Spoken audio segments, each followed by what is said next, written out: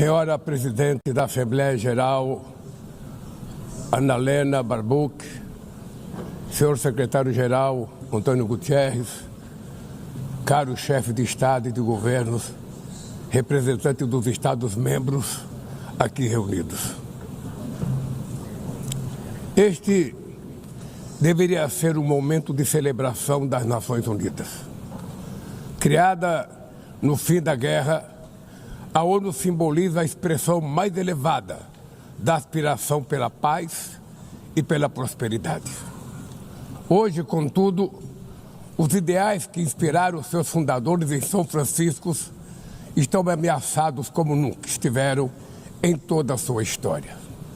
O multilateralismo está diante de nova encruzilhada. A autoridade desta organização está em xeque. Assistimos à consolidação de uma desordem internacional marcada por seguidas concessões à política do poder. Atentados à soberania, sanções arbitrárias e intervenções unilaterais estão se tornando regra. Existe um evidente paralelo entre a crise do multilateralismo e o enfraquecimento da democracia. O autoritarismo se fortalece quando nos omitimos frente a arbitrariedades. Quando a sociedade internacional vacila na defesa da paz, da soberania e do direito, as consequências são trágicas. Em todo o mundo, forças antidemocráticas tentam subjugar as instituições e sufocar as liberdades. Cultua a violência, exalta a ignorância, atuam como milícias físicas e digitais e cerceiam a imprensa. Mesmo sob ataques sem precedentes, o Brasil optou por resistir e defender sua democracia, reconquistada há 40 anos pelo seu povo, depois de 2 décadas de governos ditatoriais. Não há justificativa para as medidas unilaterais e arbitrárias contra as nossas instituições e nossa economia. A agressão contra a independência do Poder Judiciário é inaceitável. Essa ingerência em assuntos internos conta com o auxílio de uma extrema-direita subserviente e saudosa de antigas hegemonias. Falsos patriotas arquitetam e promovem publicamente ações contra o Brasil. Não há pacificação com impunidade. Há poucos dias, e pela primeira vez em 525 anos de nossa história, um ex-chefe de Estado foi condenado por atentar contra o Estado Democrático de Direito. Foi investigado, indiciado e julgado, e responsabilizado pelos seus atos em um processo minucioso. Teve amplo direito de defesa, prerrogativa que as ditaduras negam às suas vítimas. Diante dos olhos do mundo, o Brasil deu um recado a todos os candidatos autocratas e àqueles que os apoiam. Nossa democracia e nossa soberania são inegociáveis. Seguiremos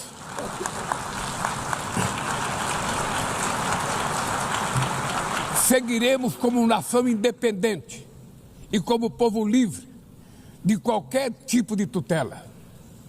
Democracias sólidas vão além do ritual eleitoral. Seu vigor pressupõe a redução das desigualdades, a garantia dos direitos mais elementares, a alimentação, a segurança, o trabalho, a moradia, a educação e a saúde. A democracia falha quando as mulheres ganham menos que os homens ou morrem pelas mãos de parceiros e familiares. Ela perde quando fecha suas portas e culpa migrantes pelas mazelas do mundo. A pobreza é tão inimiga da democracia quanto o extremismo. Por isso, foi com orgulho que recebemos da FAO a confirmação de que o Brasil voltou a sair do mapa da fome este ano de 2025. Mas no mundo, ainda há 670 milhões de pessoas famintas e cerca de 2 bilhões e 300 milhões enfrentam insegurança alimentar. A única guerra que todos podem sair vencedores é a que travamos contra a fome e a pobreza. Esse é o objetivo da Aliança Global que lançamos no G20 e que já conta com o apoio de 103 países. A comunidade internacional precisa rever suas prioridades, reduzir os gastos com guerras e aumentar a ajuda ao desenvolvimento, aliviar o serviço da dívida externa dos países mais pobres, sobretudo os africanos, e definir padrões mínimos de tributação global para que os super ricos paguem mais impostos que os trabalhadores. A democracia também se mede pela capacidade de proteger as famílias e a infância. As plataformas digitais trazem possibilidade de nos aproximar como jamais havíamos imaginado, mas têm sido usadas para semear intolerância, misoginia, xenofobia e desinformação. A internet não pode ser terra sem lei. Cabe ao poder público proteger os mais vulneráveis. Regular não é restringir a liberdade de expressão, é garantir que o que já é ilegal no mundo real seja tratado assim também no ambiente digital, no ambiente virtual. Ataques à regulação servem para encobrir interesses escusos e dar guarida a crimes como fraudes, tráfico de pessoas, pedofilia e investidas contra a democracia. O Parlamento brasileiro, corretamente, apressou-se em abordar esse problema. Com orgulho, promulguei na última semana uma das leis mais avançadas do mundo para a proteção de crianças e adolescentes na esfera digital. Também enviamos ao Congresso Nacional projeto de lei para fomentar a concorrência nos mercados digitais e para incentivar a instalação de data centers sustentáveis.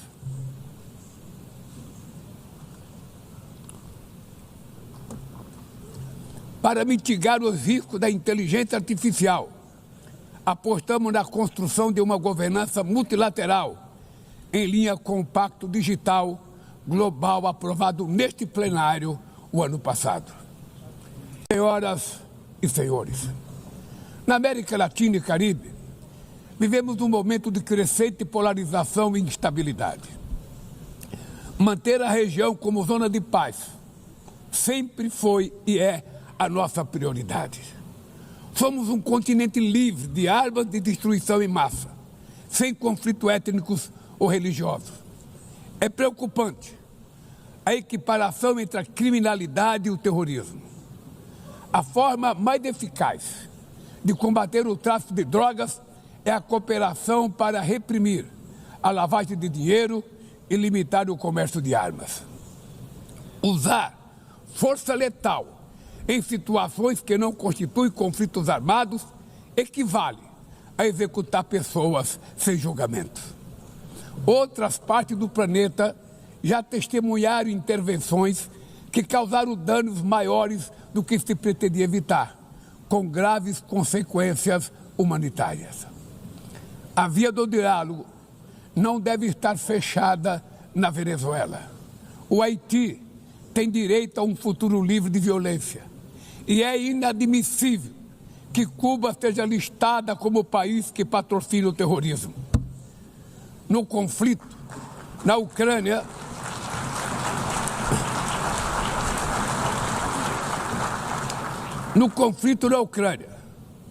todos já sabemos que não haverá solução militar. O recente encontro no Alasca despertou a esperança de uma saída negociada. É preciso pavimentar caminhos para uma solução realista. Isso implica levar em conta as legítimas preocupações de segurança de todas as partes. A Iniciativa Africana e o Grupo de Amigos da Paz, criado por China e Brasil, podem contribuir para promover o diálogo.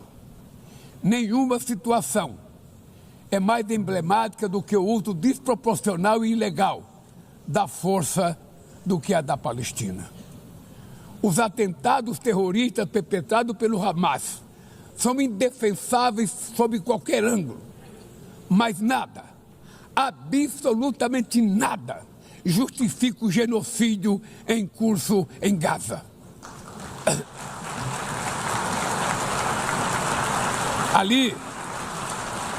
Ali, sob toneladas de escombros, estão enterradas dezenas de milhares de mulheres e crianças inocentes.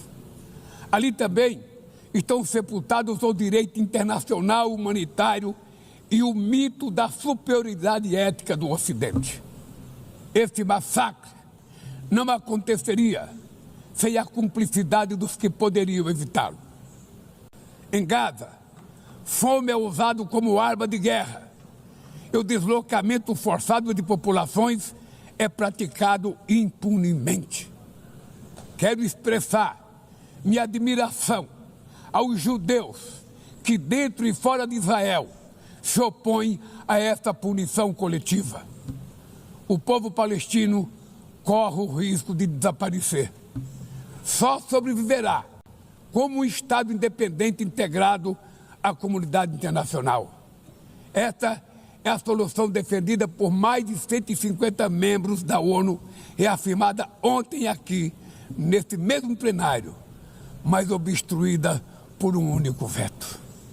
É lamentável que o presidente Mahmoud Abbas tenha sido impedido pelo país anfitrião de ocupar a bancada da Palestina nesse momento histórico.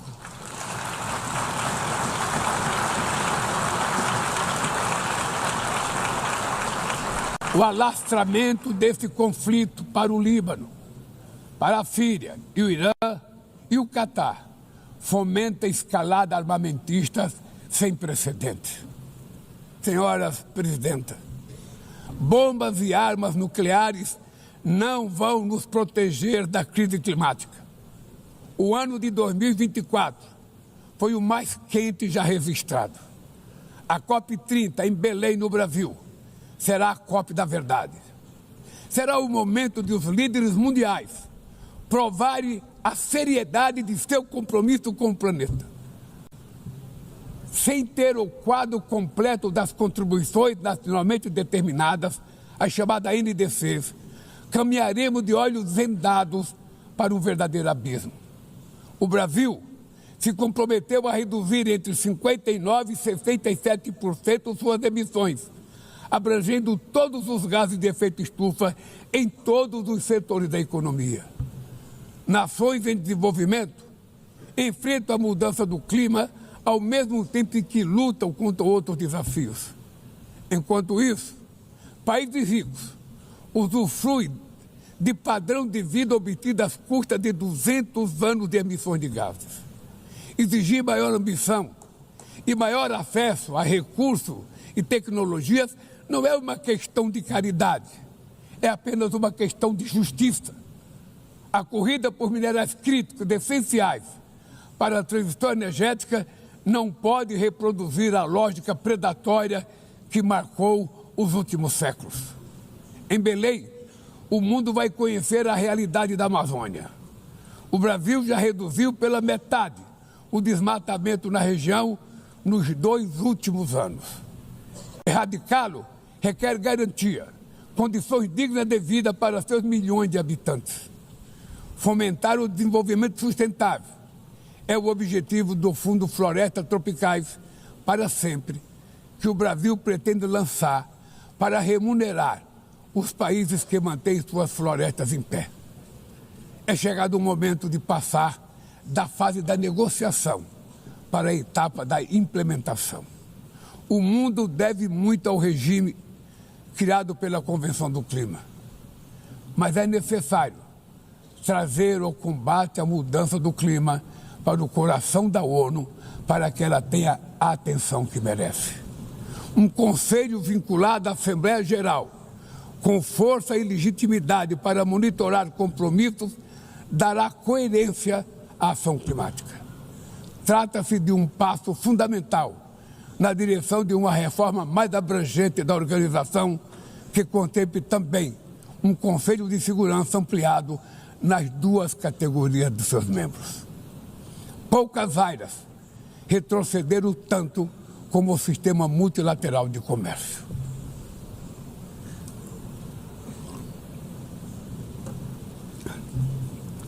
Medidas unilaterais transformam em letra morta princípios basilares como a cláusula de nação mais favorecida. Desorganizam cadeias de valor e lançam a economia mundial em uma espiral perniciosa de preços altos e estagnação. É urgente refundar a OMC em bases modernas e flexíveis. Senhoras e senhores, este ano o mundo perdeu duas personalidades excepcionais. O ex-presidente do Uruguai, Pepe Mujica, e o nosso querido Papa Francisco. Ambos encarnaram como ninguém os melhores valores humanistas. Suas vidas se entrelaçaram com as 8 décadas de existência da ONU. Se ainda estivesse entre nós, provavelmente usariam esta tribuna para lembrar que o autoritarismo, a degradação ambiental e a desigualdade não são inexoráveis. Que os únicos derrotados são os que cruzam os braços resignados. Que podemos vencer os falsos profetas de oligarcas que exploram o medo e monetizam o ódio. E que o amanhã é feito de escolhas diárias e é preciso coragem de agir para transformá-lo. No futuro que o Brasil vislumbra, não há espaço para a reedição de rivalidades ideológicas ou esfera de influência. A confrontação é inevitável. Precisamos de lideranças com clareza de visão, que entendam que a ordem internacional não é um jogo de soma zero. O século XXI será cada vez mais multipolar.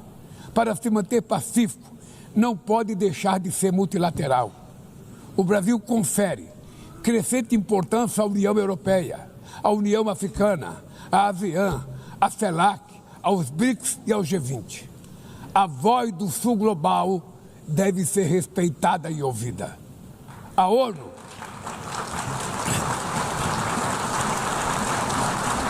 ONU tem hoje quase 4 vezes mais membros do que os 51 que estiveram na sua fundação.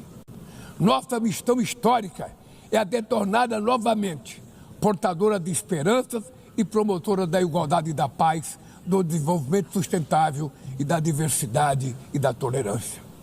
Que Deus nos abençoe a todos e muito obrigado.